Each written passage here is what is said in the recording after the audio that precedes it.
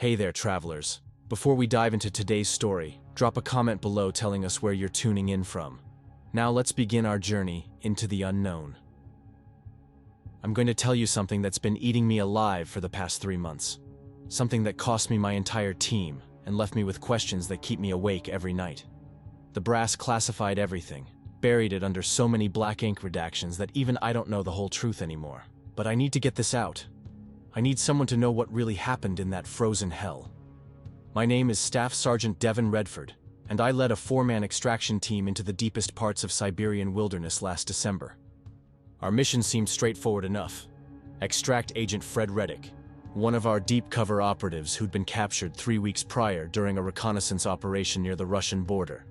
Standard prisoner extraction. Get in, get our guy, get out. I'd done dozens of these operations before. Afghanistan, Syria, Yemen, you name it, I'd pulled assets out of worse places. But this one felt different from the moment we got our briefing. The location coordinates led to a facility that didn't officially exist on any map. No satellite imagery, no intelligence reports, nothing.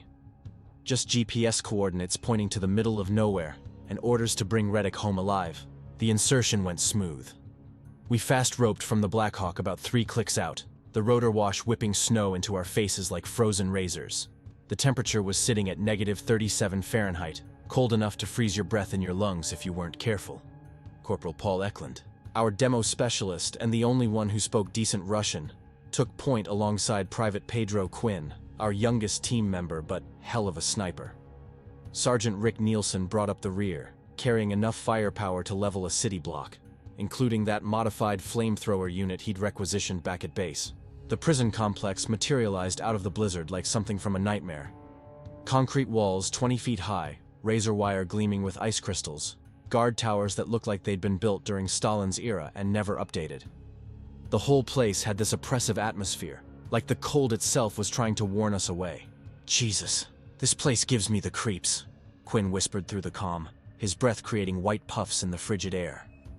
Stay focused, I replied, studying the perimeter through my night vision scope.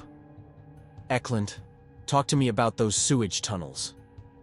Paul pulled out the crude facility blueprints we'd been given.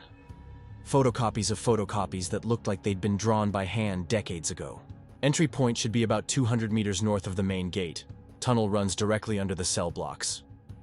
The infiltration through the sewage system was exactly as unpleasant as you'd expect.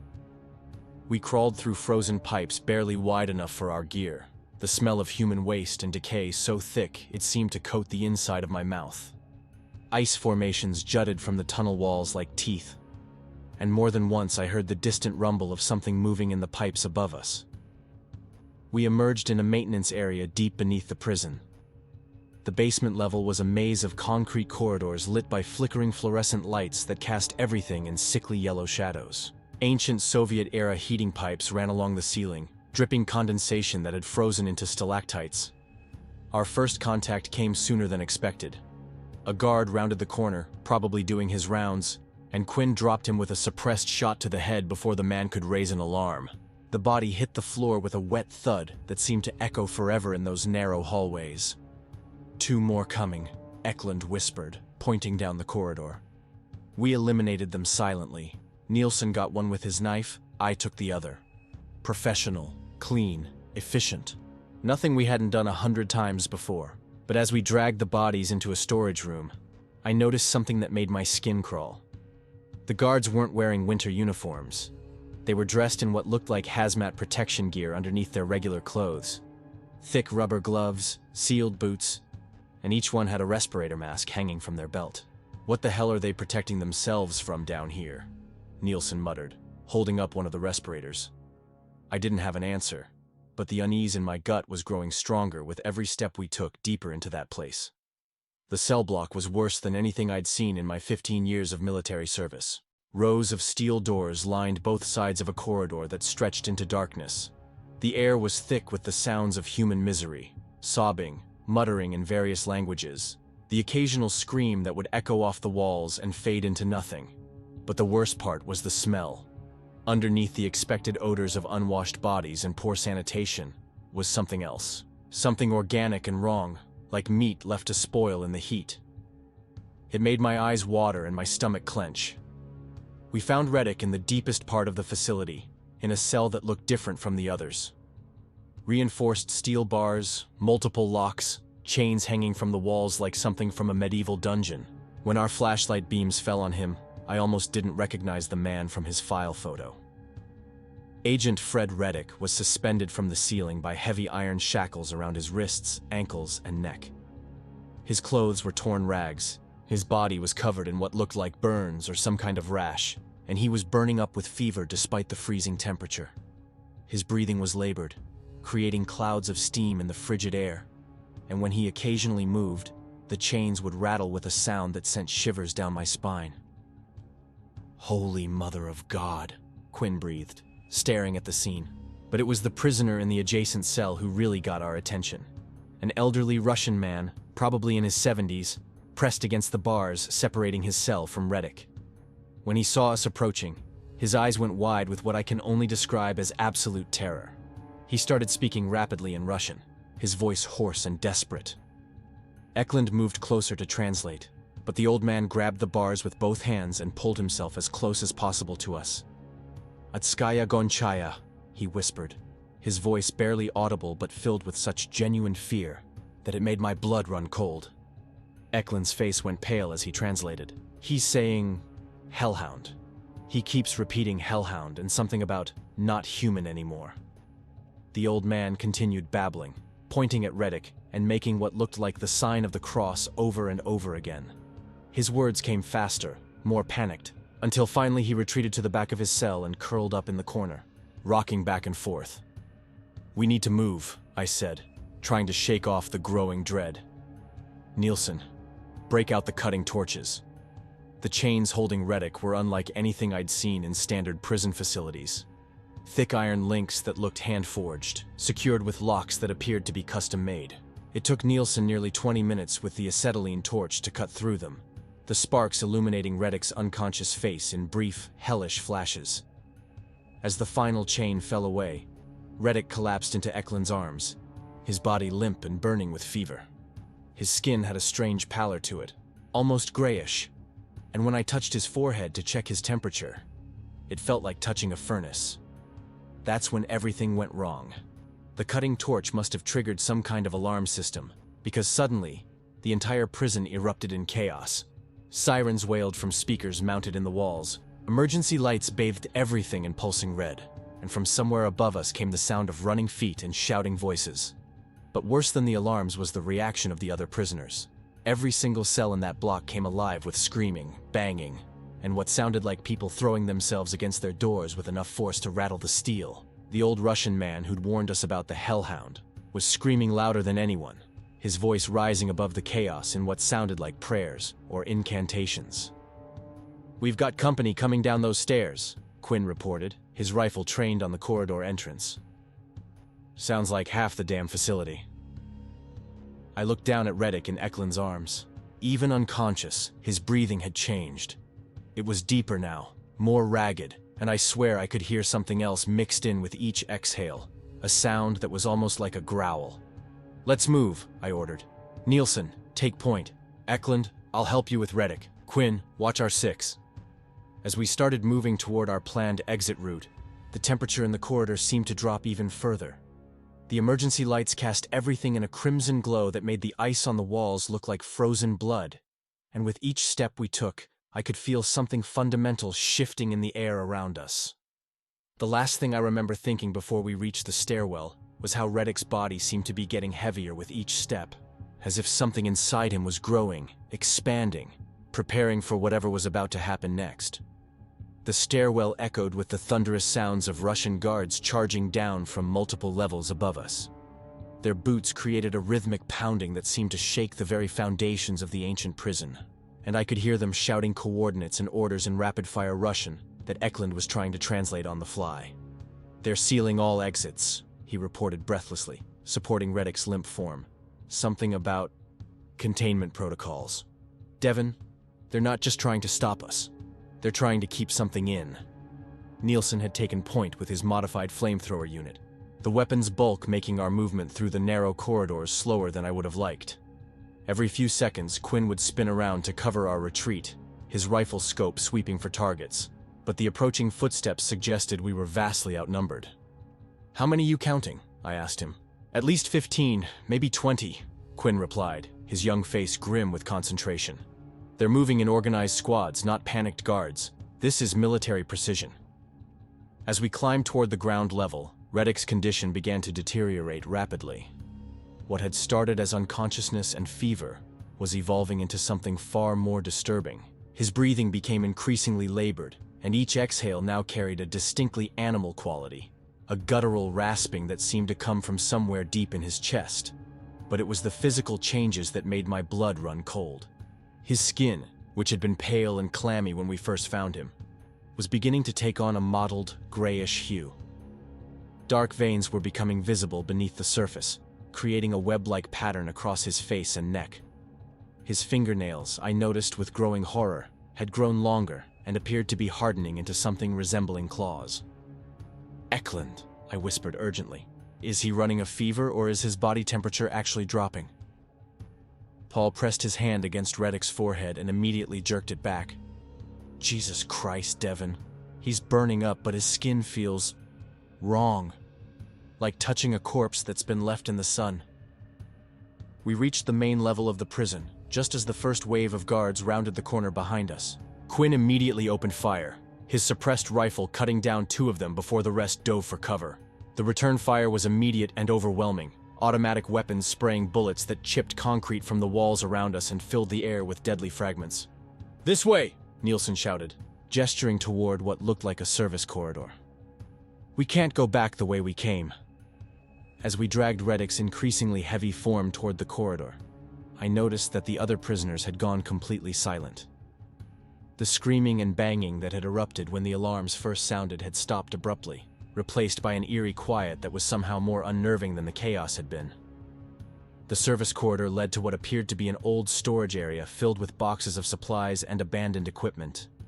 Nielsen was checking for alternate exits when Reddick suddenly convulsed in Eklund's arms, his back arching violently as a sound escaped his throat that was unlike anything I'd ever heard from a human being. It started as a low moan, but quickly escalated into something between a howl and a scream, filled with such raw agony that it made my teeth ache. His eyes snapped open for the first time since we'd found him, but they weren't the eyes I remembered from his intelligence file. The irises had taken on a yellowish cast, and the pupils were dilated so wide they looked almost black. "Put me down," he whispered, his voice hoarse and strangely distorted. "Please, put me down." Eklund gently lowered him to the floor, and that's when we saw the extent of what was happening to him. Reddick's clothes were soaked with sweat and something else, a dark, viscous fluid that seemed to be seeping through his pores. His muscles were visibly contracting and expanding beneath his skin, as if something was moving inside him, reshaping him from within. "What did they do to you?" I asked, kneeling beside him. Reddick's head turned toward me with a jerky, unnatural movement. When he spoke, his voice had dropped an octave and carried an undertone that seemed to vibrate in my chest. "The mission.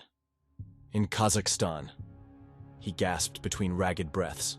"Found something in the caves. Ancient. Not supposed to be there. They said it was just biological samples. But it was alive. It got into my blood through a scratch. Been fighting it for weeks, but the fever, the cold. It's winning." Quinn was standing watch at the corridor entrance when he suddenly hissed for our attention. "Guards are regrouping. Sounds like they're bringing heavy equipment." But I was focused on Reddick, whose physical transformation was accelerating at an alarming rate. His jaw was elongating, the bone structure of his face shifting in ways that defied human anatomy. Coarse, dark hair was beginning to sprout from his arms and the visible portions of his chest. "The Russians," he continued, his words becoming increasingly slurred as his mouth changed shape. "They knew what I was carrying. That's why they didn't just execute me. They were studying it, studying me, trying to figure out how to weaponize it." Nielsen had found what looked like another corridor leading deeper into the prison complex. But as he checked the route, Reddick's condition took a horrifying turn for the worse. His spine began to arch and twist, creating an unnatural curvature that made him appear to be folding in half. Something's happening, Eklund said, backing away as Reddick writhed on the floor. Something bad. The transformation that followed will haunt me for the rest of my life. Reddick's back suddenly split open with a wet, tearing sound, revealing not internal organs or bone, but something else entirely. A second set of limbs began to emerge from the opening, followed by what appeared to be a completely separate head and torso. It was as if there had been another creature growing inside him all along, using his body as a cocoon. The new entity that pulled itself free was a nightmarish fusion of human and wolf characteristics, but grotesquely oversized and covered in matted, blood-soaked fur. Its head was vaguely canine, but with human intelligence gleaming in its yellow eyes, and its mouth was filled with rows of teeth that looked more like surgical instruments than anything found in nature. The creature that had been Fred Reddick collapsed to the floor, now little more than an empty shell of skin and bone. But the thing that had emerged from his spine stood nearly 7 feet tall, its massive frame filling the storage room with a presence that felt almost supernaturally malevolent. "Run!" I whispered, but none of us moved. We were frozen by the sheer impossibility of what we were witnessing. The creature's head swiveled toward us with predatory focus, and when it opened its mouth, the sound that emerged was a mixture of human speech and animal growling. "Thank you," it said in Reddick's voice, "for freeing me from that frozen hell." That's when the screaming started in the corridor behind us. Not the guards we'd been fighting, but something else. Something that suggested the creature standing before us wasn't the only one in this facility.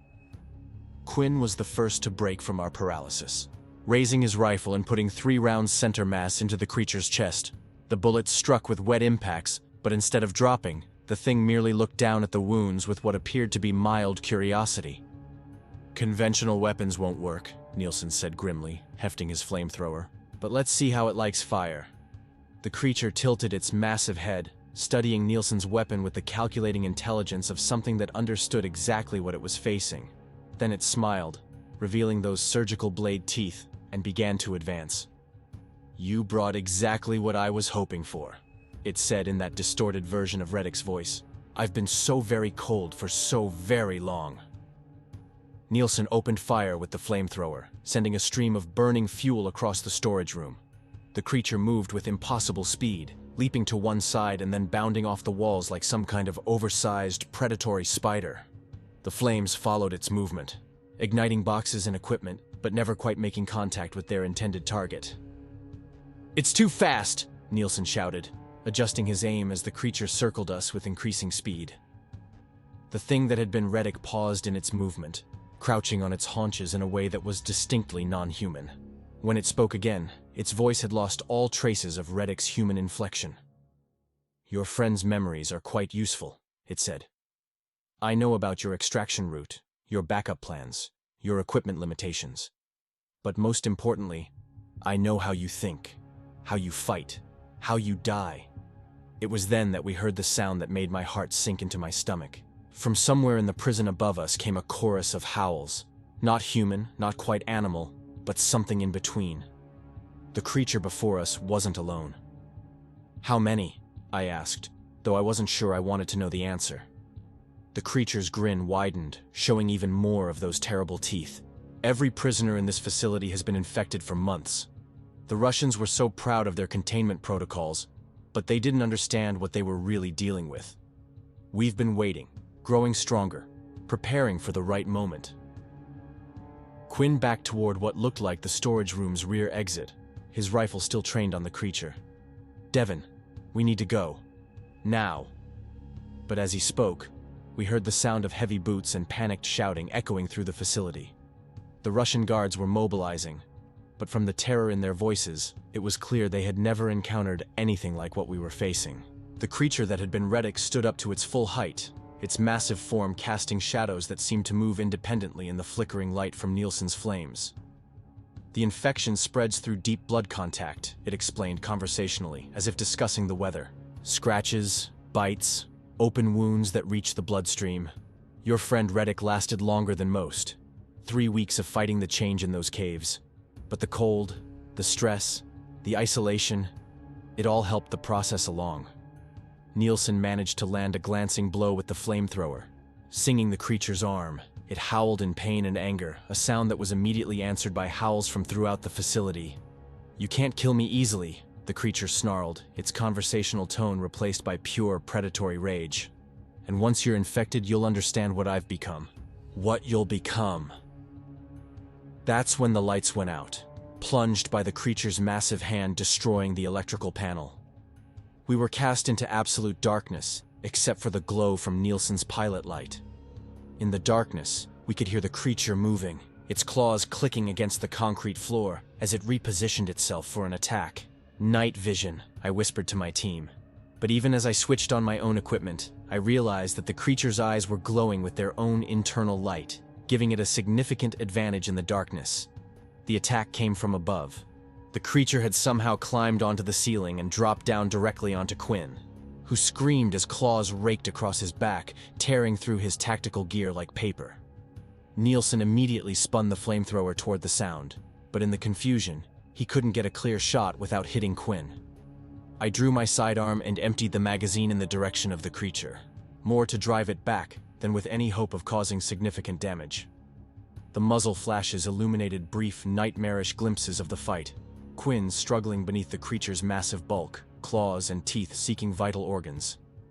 "Get it off him!" Eklund shouted, drawing his own weapon. Nielsen finally managed to line up a shot and sent a stream of burning fuel directly into the creature's face. It released Quinn with a shriek of pain and fury, stumbling backward and clawing at its burning features.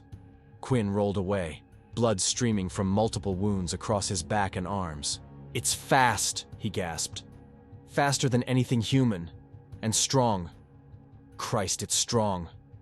The creature, its face still smoldering from the flamethrower attack, turned toward Nielsen with focused hatred. When it spoke, its voice was barely recognizable as having once been human. "Fire," it hissed, "the one thing that still hurts.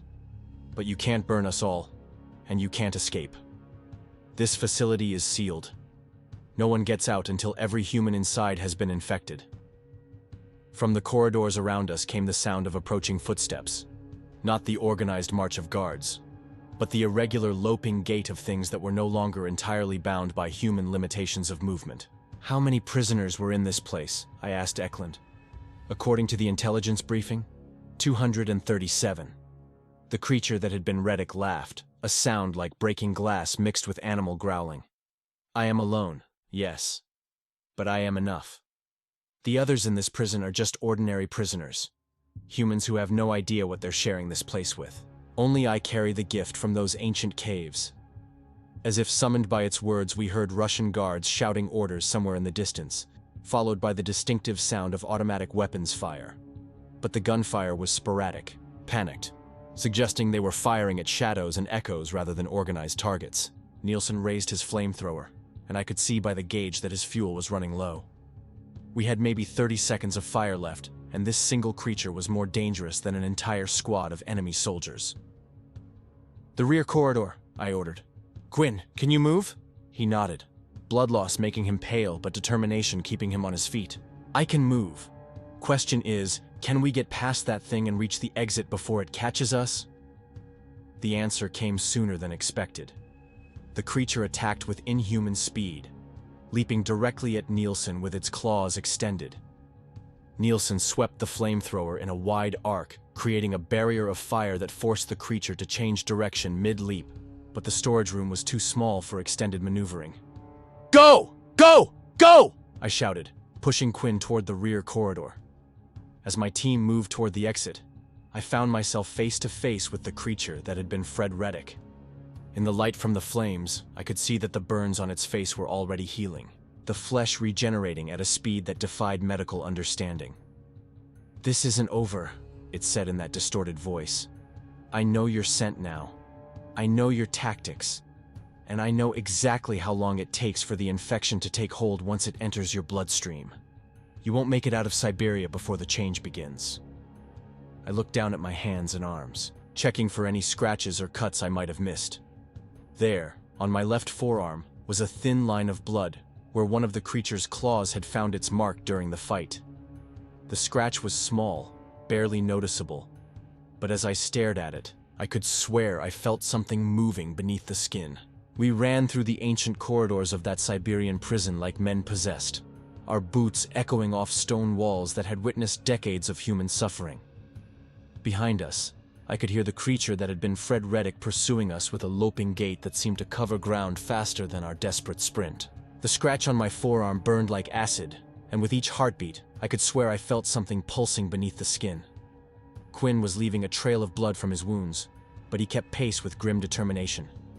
Eklund stayed close behind him, ready to provide support if the younger soldier faltered, while Nielsen brought up the rear with his flamethrower, occasionally turning to send a burst of fire down the corridor behind us.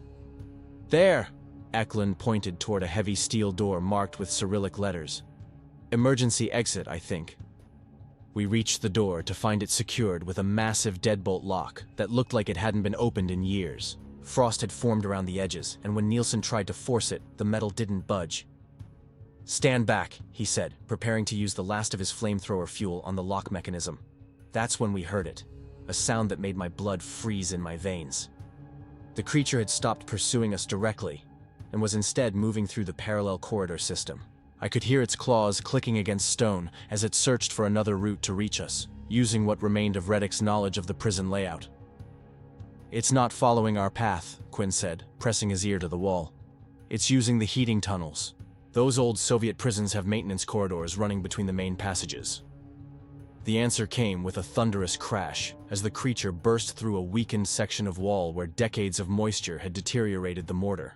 It emerged from the crumbling masonry like some primordial nightmare, its massive form covered in dust and debris, but otherwise unharmed by the impact. Nielsen immediately opened fire with the flamethrower, sending a stream of burning fuel directly at the creature's center mass. This time, he maintained the stream longer, and I watched as the flames engulfed the thing's torso and arms. It screamed, a sound that was part human agony and part animal rage. But instead of falling back, it charged directly through the fire. "The fuel lines!" Eklund shouted. "Aim for the fuel lines on its back!" I could see what he meant. The creature's transformation had left it with exposed tissue along its spine where it had emerged from Reddick's body. Dark veins pulsed beneath translucent skin, and I realized these might be vulnerable points. Nielsen adjusted his aim, sending a concentrated stream of fire at the creature's back. The flames struck the exposed area, and this time the creature's scream was pure agony. It stumbled, clawing at its own back, and for a moment I thought we might have found a way to kill it. But the moment passed quickly. The creature spun around, its yellow eyes fixed on Nielsen with murderous intent. When it spoke, its voice carried a tone of grudging respect mixed with fury. "Clever," it hissed. "You understand pain, at least. But you're only delaying the inevitable." It leaped at Nielsen with inhuman speed, covering the distance between them in a single bound. Nielsen tried to bring the flamethrower around, but the creature's claws slashed across his chest, sending him crashing into the wall with bone-crushing force. The flamethrower went flying, its fuel tank ruptured and spilling burning liquid across the floor. Nielsen slumped against the wall, blood pouring from massive wounds across his chest. His eyes found mine for a moment, and I could see he knew it was over. Take care of the others," he gasped, then went still. "Rick!" Quinn raised his rifle and put 3 rounds into the creature's back, aiming for the exposed areas Eklund had identified. The bullets struck home, dark fluid spraying from the wounds, but again the creature seemed more annoyed than seriously injured. It turned toward Quinn with that predatory intelligence gleaming in its eyes.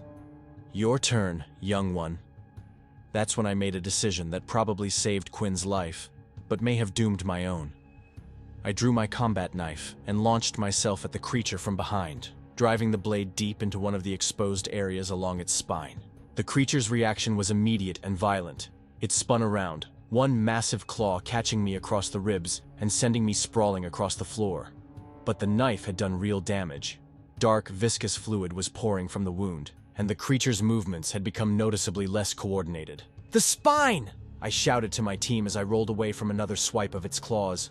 "The exposed areas along its spine are the weak points." Eklund had found a piece of broken concrete pipe and was using it as a club, trying to get close enough to strike at the creature's back. Quinn repositioned himself to get a better angle for his rifle, while I searched desperately for something that could serve as a weapon.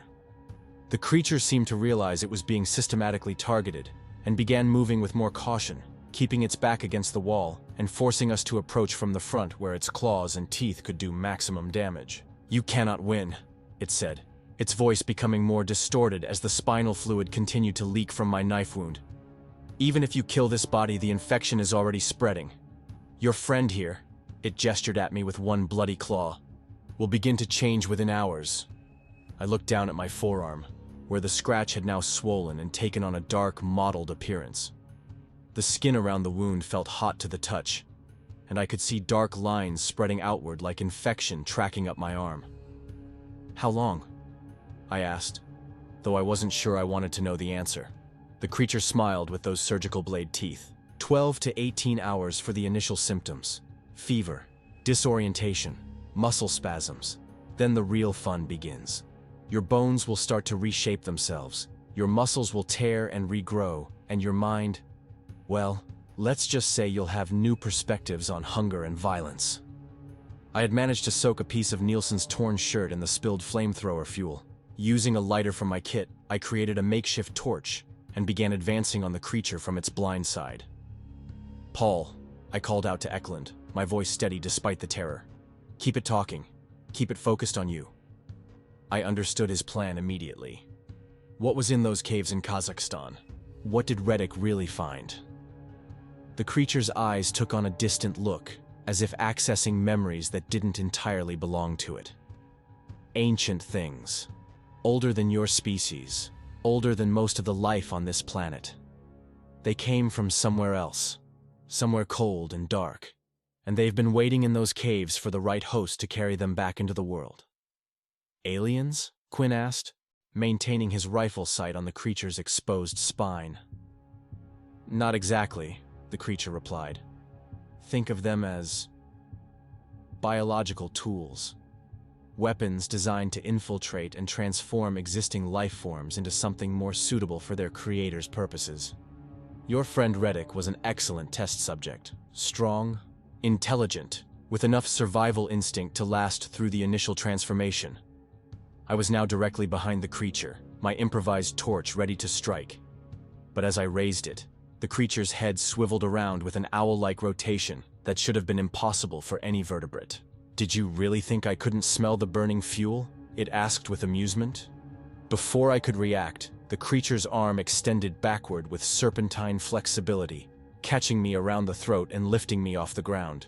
I struggled, trying to bring the torch into contact with the creature's exposed spine, but its grip was cutting off my air supply. That's when Eklund made his move. While the creature was distracted with me, he charged forward with the concrete pipe raised overhead and brought it down with all his strength on the largest of the exposed areas along the creature's back. The impact was devastating. The pipe shattered against the creature's spine, but not before driving bone fragments deep into the vital areas beneath. The creature released me and let out a scream that shattered light fixtures and sent chunks of concrete falling from the ceiling. Dark fluid poured from the wound like oil from a ruptured engine, and the creature's legs buckled. It fell to its knees, clawing at its own back in a futile attempt to reach the damage. "Now!" I shouted, gasping for air. "While it's down!" Quinn put his remaining ammunition into the creature's spine while Eklund and I found more chunks of concrete to use as weapons. We hammered at the exposed areas relentlessly, each impact causing more of that dark fluid to spill onto the floor. But even as we attacked, the creature was fighting back. One of its claws caught Eklund across the chest, sending him sprawling. I heard him hit the wall with a sickening crack, and when I looked over, blood was spreading across his uniform. "Paul!" I started toward him, but Quinn grabbed my arm. "He's gone, Devon," Quinn said grimly. "We finish this now, or we all die here." "The brainstem," Nielsen gasped. "I think I got the brainstem." The creature that had been Fred Reddick collapsed forward, its massive body striking the floor with a wet thud. Dark fluid spread out from beneath it in an expanding pool, and the yellow glow faded from its eyes. "Is he?" Quinn asked, his voice barely above a whisper. I approached Reddick's body cautiously, checking for vital signs. "He's dead. Has been for a while. I think. Whatever that thing was, it was just using his body as a host." Quinn was leaning against the wall, exhaustion and grief weighing heavily on his young face. What the hell was it really? I thought about what the creature had told us about caves in Kazakhstan, about biological weapons older than human civilization. But without more evidence, it was just the ravings of something that had once been human. I don't know, I admitted. Some kind of parasite, maybe. Something that takes over its host and transforms them. We made our way through the prison corridors, past cells full of terrified Russian prisoners who pressed themselves against the bars as we passed. The guards we encountered were too shaken by their own encounters with the creature to put up much resistance. They seemed more interested in staying alive than stopping 2 American soldiers from leaving. I carried Reddick's body while Quinn covered our retreat. Whatever had infected him was dead now, but we needed to bring him home. His family deserved to know what happened, even if the full truth would never be declassified. The extraction helicopter found us at the designated coordinates 4 hours later. As we lifted off from the frozen Siberian landscape, I watched the prison facility disappear into the blizzard below. Somewhere in that complex, Russian authorities would find evidence of something that shouldn't exist, and they'd have their own questions to answer. During the flight, Quinn and I discussed what we'd tell our debriefers. Agent Fred Reddick had been infected with some kind of biological weapon during a previous mission. The transformation had been irreversible, and we'd been forced to put him down to protect ourselves and prevent the spread of whatever had taken him over. 3 weeks later, I sat in a military debriefing room, going over my report for the 5th time with intelligence officers whose names I wasn't allowed to know. They asked the same questions over and over. What exactly had infected Reddick? Where might the biological agent have originated? Were there any remaining samples or evidence? I told them what I could without venturing into speculation about ancient parasites or caves in Kazakhstan. Agent Reddick had been infected with an unknown biological agent during a previous operation. The infection had caused severe physical and mental deterioration, ultimately requiring lethal force to prevent spread to the extraction team. Quinn, sitting beside me, corroborated my account. He'd seen the same things I had, fought the same battle, lost the same friends. But like me, he kept the more unbelievable details to himself. Who would believe us anyway? The official report classified our mission as a partial success. Agent Fred Reddick was listed as KIA, cause of death attributed to complications from biological warfare exposure. Nielsen and Eklund were posthumously awarded commendations for heroism under fire. The Siberian facility was noted as containing experimental biological research and recommended for continued surveillance, but the questions never stopped. In the weeks that followed, I found myself repeatedly called back for additional debriefings, medical examinations, and psychological evaluations. Someone higher up the chain of command was very interested in the details of what we'd encountered, even if they couldn't officially acknowledge what those details really meant. The scratch on my arm healed completely, leaving only a thin scar as evidence of my encounter with the creature. Medical tests showed no signs of infection or biological contamination. Whatever had been in that thing's claws, it had either been neutralized by its death or had never truly been transmissible through superficial wounds. 6 months later, I received new orders. Assignment to a joint intelligence task force focused on emerging biological threats. The posting would take me to various locations around the world, investigating reports of unusual diseases, unexplained deaths, and what the file euphemistically termed anomalous biological phenomena. I accepted the assignment, knowing that somewhere out there, in caves or laboratories or places I couldn't yet imagine, there might be more things like what had taken Fred Reddick. The creature had spoken of others, of biological tools waiting for the right host. My name is Staff Sergeant Devon Redford, and this is my complete report on the Siberian extraction mission. Agent Fred Reddick died serving his country, killed by something that should never have existed. Nielsen and Eklund died as heroes, fighting an enemy that defied every rule of conventional warfare. Quinn and I survived, but we're different now. We've seen what's possible when the laws of biology are twisted by intelligence and malevolence. We know that there are threats out there that our training never prepared us for, and we're the only ones qualified to find them before they find someone else.